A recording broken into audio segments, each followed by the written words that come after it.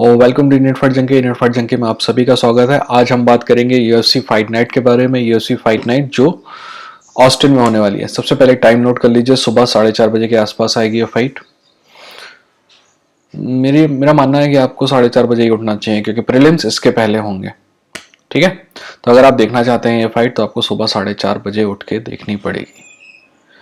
हम 3 फाइट्स के बारे में बात करेंगे। सबसे पहली फाइट जिसके बारे में हम बात करेंगे वो है Tim Means versus Kevin Holland. दूसरी फाइट जिसके बारे में हम बात करेंगे वो है डोनाल्ड सर्रोने वर्सेस जो लोजान। और फिर हम बात करेंगे एंड में मेन इवेंट के बारे में जो कि Calvin Kattar versus Josh एमेट।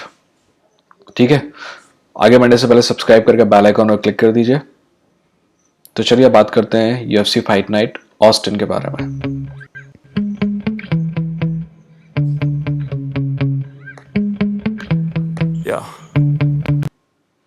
Sometimes I get so mad, there's no control in me. My thoughts get so bad, I'm like, I might grab a bat, I don't know.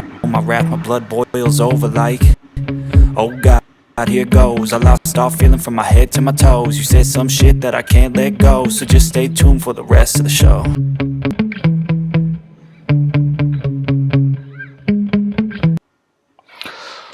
सबसे पहली fight जिसके बारे में हम बात कर रहे हैं वो है Kevin Holland versus Tim Means. इस फाइट के बाद डिसाइड होगा कि केविन हॉलैंड में वो बात है कि वो कि यहाँ चैंपियन बन सकता है क्योंकि 185 का डिवीजन केविन हॉलैंड के लिए बहुत पीछे छूट चुका है और मेरे को नहीं लगता कि केविन हॉलैंड 185 में दोबारा जाएगा। ये मैं क्यों कह रहा हूं, क्योंकि वो 168 के आसपास कल जो वेट हुआ उसका 168 के आसपास हुआ, यानी कि ये आदमी ना सिर्फ 170 आराम से कर सकता है बाकी उसके नीचे भी जा सकता है ना। तो मेरा मानना है कि केविन हॉलैंड कभी 185 में वापस नहीं जाएगा और अगर वो यहां रहेगा, जो कि पिछली फाइट उसने काउबॉय ओलिवेरा के खिलाफ जीती बट फाइट इतनी आसानी से नहीं जीती थी, फिर भी जीती। और जो नेक्स्ट टेस्ट है उसके लिए वो है टिम मीन्स। टिम मीन्स उसके लिए बेस्ट टेस्ट इसलिए है क्योंकि टिम मीन्स बेस्ट गेटकीपर है। वैसे मैंने एक वीडियो बनाया है गेटकीपर क्या होता है क्या नहीं होता। सिंपल भाषा में ये है कि गेटकीपर वो आदमी होता है जो इतना अच्छा नहीं होता है कि चैंपियन बन जाएगा, बट इतना अच्छा होता है कि जो नेक्स्ट चैंपियन बनने वाले हैं उनको वो टेस्ट कर सकता है कि अगर वो उससे जीतते हैं तो चैंपियन मटेरियल है, अगर उससे जीतते नहीं है तो चैंपियन मटेरियल नहीं है। ये है गेटकीपर और टिम मीन्स वेल्टरवेट डिवीजन का गेटकीपर है। जो टिम मीन्स को हरा सकता है यानी कि वो चैंपियन बन सकता है और जो टिम मीन्स को नहीं हरा सकता यानी कि उसे चैंपियन बनने का सपना यहीं छोड़ देना चाहिए। टिम मीन्स मामूली फाइटर नहीं है, उसका मुआय थाई बेहतरीन है। वो आपको डैमेज कर सकता है फीट पे भी और डैमेज कर सकता है ग्राउंड पे भी। ठीक है, ऐसा नहीं है कि टिम मीन्स को हराना बहुत ज्यादा डिफिकल्ट है, पर उसको वही हरा पाते हैं जो चैंपियनशिप मटेरियल होता है।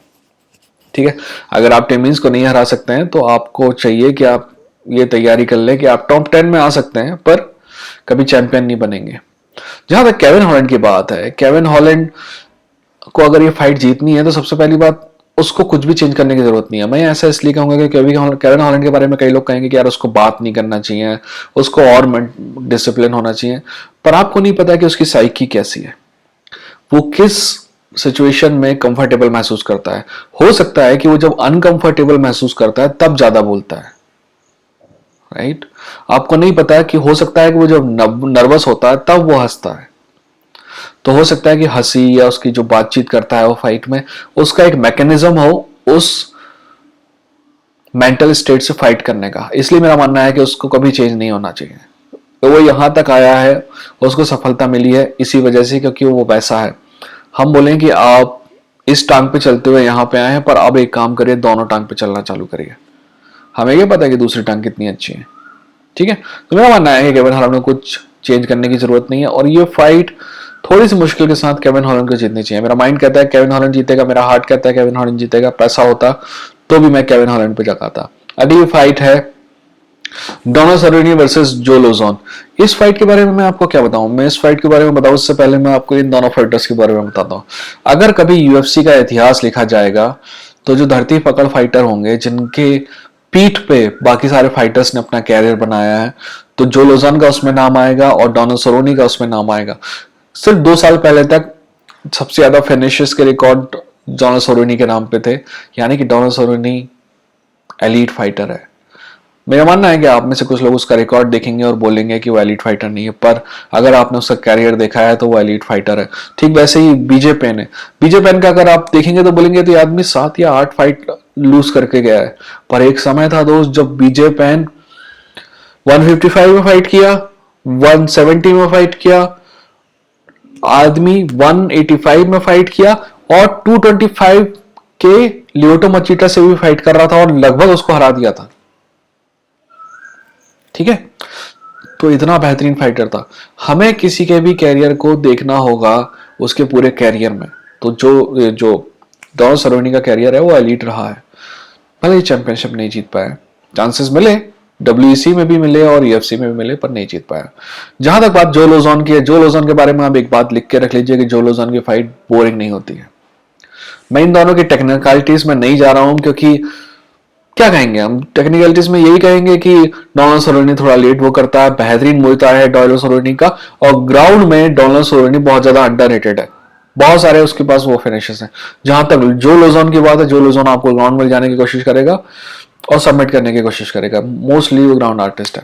पर मैं ये सब बातें नहीं कर रहा हूं, और भी बहुत सारी बातें कर सकता हूं, पर नहीं कर रहा हूं क्योंकि जो लोजॉन के बारे में हम टेक्निकल एनालिसिस करते, जिस डोनाल्ड सरोनी के बारे में हम टेक्निकल एनालिसिस करते, वो जो लोजन 5 साल पहले छूट चुका है, वो डोनाल्ड सरोनी 3 साल पहले छूट चुका है। हम जिस डोनाल्ड सरोनी और जो लोजन की आज बात कर रहे हैं वो अपने कैरियर के अंतिम पड़ाव में है। वो आज वैसे नहीं है, पर फिर भी अगर आपको आज डायनासोर देखने को मिलता है तो आप जरूर देखते। ठीक वैसे ही आप इनको देखिए। ठीक है, अब बात करते हैं मेन इवेंट की। मेन इवेंट है Calvin Kattar versus Josh Emmett. Josh Emmett, वैसे ये फाइट बहुत ज्यादा क्लोज है।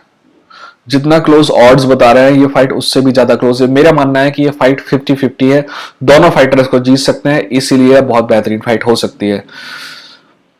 जहां तक एमेट की बात है, एमेट 37 या 38 ईयर्स ओल्ड का है, 38 ईयर्स का, 37 ईयर्स का है मेरे ख्याल से। तो एमेट के लिए लास्ट टाइम है, इसके बाद एमेट को कभी चांस नहीं मिलेगा। अगर ये फाइट एमेट हारता है तो वो या तो गेटकीपर बन के रह जाएगा, या शायद आपको लगे कि 1-2 फाइट बाद तो रिटायरमेंट भी ले ले। ये बात अलग है कि एमेट ने कैरियर अपना बहुत, एमेट का कैरियर 11 साल का है, 11 साल में उसके 2-2 साल 4 साल जो है ना बेचारे के जरी की वजह से चले गए। ठीक है, तो एमेट ग्राउंड पे तो अच्छा है ही, पर स्ट्राइकिंग में जहां तक एमेट की बात है ना, एमेट में फेदरवेट डिवीजन में बहुत ही कम फाइटर ऐसे मिलेंगे आपको जिनके पास 1 पंच नॉकआउट पावर है। जॉश एमेट वो पावर है। एक अजीब सी बात है कि जॉश एमेट 145 का वेट 37 ईयर्स ओल्ड में कैसे बना पा रहा है, मेरे को अंदाजा नहीं है इस बात का। जैसे ही बना पा रहा है बहुत मुश्किल होगा। खैर, मेरे जो मैं बोल रहा था आपको कि 1 पंच नॉकआउट है, अगर ग्राउंड पे जाएगा ना तो एमेट के पास सॉलिड एल्बोज है, आपको इतना कट करेगा कि आप ब्लड लॉस से निपट भी सकते हैं। जहां तक केटर की बात है, हमारा मानना है कि केटर बहुत बेहतरीन स्ट्राइकर है। अगर केटर को जीतना है तो उसकी जीत की कहानी ग्राउंड पे नहीं लिखी जाएगी, उसकी जीत की कहानी स्ट्राइकिंग में ही लिखी जाएगी। पर केटर को क्या करना है, केटर को चाहिए कि वो जॉश एमेट को, केटर मान लीजिए कि अगर 8 स्ट्राइक मारता है ना 1 मिनट में, जॉश एमेट को उसकी बराबरी के लिए सिर्फ 3 स्ट्राइक मारनी है और डैमेज दोनों के पास बराबर होगा। केटर के पास बहुत बेहतरीन एबिलिटी है स्ट्राइकिंग की।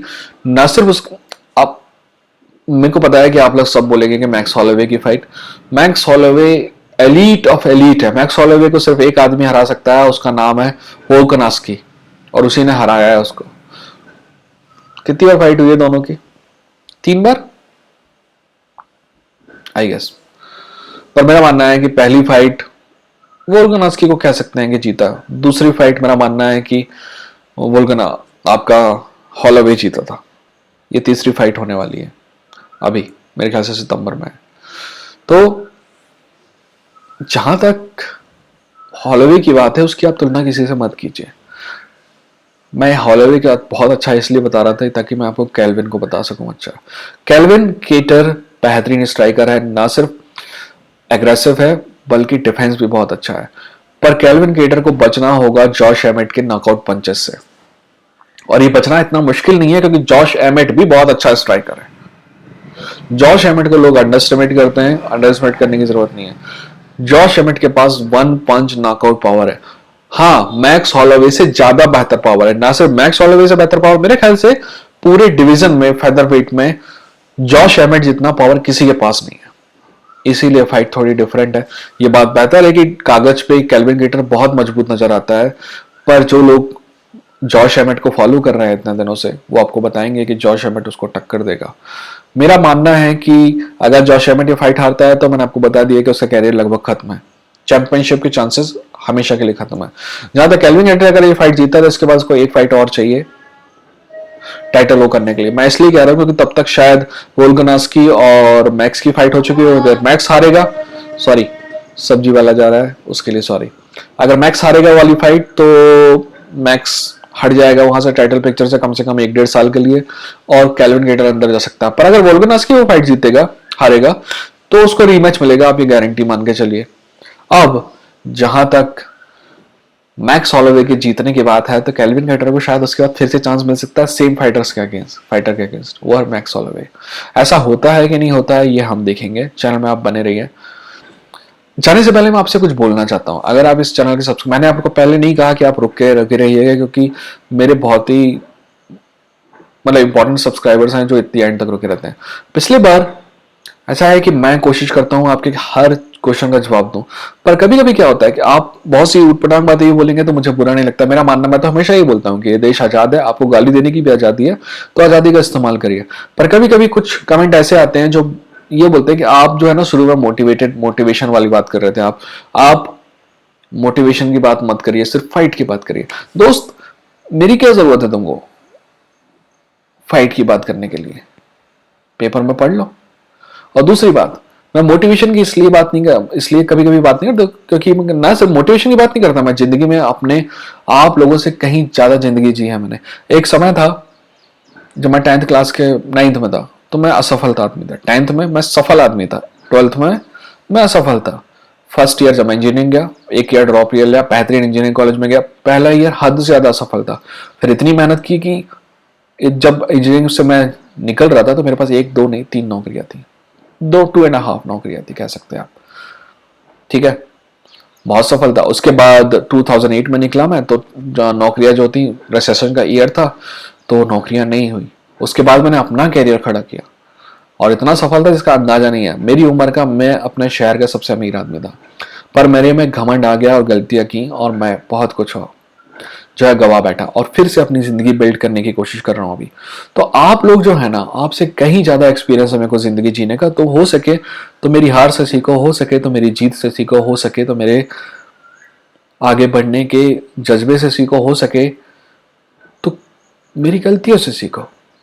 ठीक है, मैं आपके लिए नहीं बदलूंगा, मैं किसी के लिए नहीं बदलूंगा, क्योंकि मेरा मानना है कि जो चीजें मुझे बदलनी चाहिए वो मैं बदलूंगा, जो चीजें नहीं बदलनी चाहिए वो नहीं बदलूंगा। पर मैं किसी और के कहने पे नहीं बदलूंगा, और स्पेशली आपके कहने पे। ठीक है, तो आप मेरे को वो चेंज मत करिए। बाकी मेरा मानना है कि मेरे चैनल के सब्सक्राइबर बहुत कम है, पर कुछ ऐसे सब्सक्राइबर हैं जो हमेशा कमेंट करते हैं और वो आपको बताएंगे कि मैं हमेशा उनका जवाब देता हूं बाकायदा इज्जत के साथ। ठीक है, कुछ तो है जिनके मैं नाम रट गया है मेरे को, पर कुछ का कहना है कि अगर आप मोटिवेशन की बात करोगे तो मैं आपका चैनल नहीं देखूंगा। भाई तू एक काम कर, कल जा रहा है तू आज जा, और क्यों देख रहा है तू? दूसरे भी तो हैं। और कुछ कहते हैं कि मेरे को दूसरे चैनल के बारे में बात नहीं करनी चाहिए। क्यों नहीं करनी चाहिए? ये चैनल इसीलिए बनाया गया है, अगर दूसरे अच्छे होते तो ये चैनल नहीं बना सकते, राइट? मैं देखने की कोशिश करता था तो हद से ज्यादा बेवकूफी भरी बातें होती थी और ऐसा लगता था कि यार ये आदमी खुद एनालिस्ट है कि ट्रांसलेटर है, इसका खुद का दिमाग है कि नहीं है। पीछे किसी ने फाइटर की फोटो लगा लिया है तो इससे भी फाइटर की फोटो लगानी है। जरूरी नहीं है आप फाइटर की फोटो लगाएं, या जरूरी नहीं है आप कुछ भी करें। ठीक है, आपकी अपनी सोच होनी चाहिए। ये तो मैं अपने बेडरूम में बैठा हूं अपने घर पे, आपने मेरा बैंगलोर वाला देखा है कि सीधी सी दीवार है, उस पर मैंने जैसे तैसे वो किया। इस बात से फर्क नहीं पड़ना चाहिए आपको। मेरी एक थ्योरी है दोस्त, बताना कमेंट पे कि सही है कि नहीं। आप ना वर्साचे का सूट पहनो, गुची का जूता पहनो, मस्त फेशियल वेशियल कराओ, अपना खुद का पर्सनल मेकअप आर्टिस्ट रख लो, रोल्स रॉयस कार में बैठो, आप जहां उतरोगे ना लोग आपको देख के खड़े होंगे और इज्जत करेंगे। ठीक है, क्योंकि आप बहुत बेहतरीन दिख रहे हो। आपका जो क्या प्रेजेंटेशन है बहुत बेहतरीन है, बहुत इज्जत करेंगे, पर वो इज्जत तभी तक रहेगी जब तक आप मुंह खोलोगे। आप मुंह खोलोगे, 4 लाइन बोलोगे, लोगों को आपकी औकात पता चल जाएगी। ठीक है, मेरा ये मानना है कि मेरी औकात बहुत है, क्योंकि मैं जब बोलता हूं तो मेरा नॉलेज बाहर आता है। ठीक है, चलिए, अपना ख्याल रखिए, सब्सक्राइब करिए, बेल आइकन पर क्लिक करिए, मिलते हैं अगले वीडियो के साथ।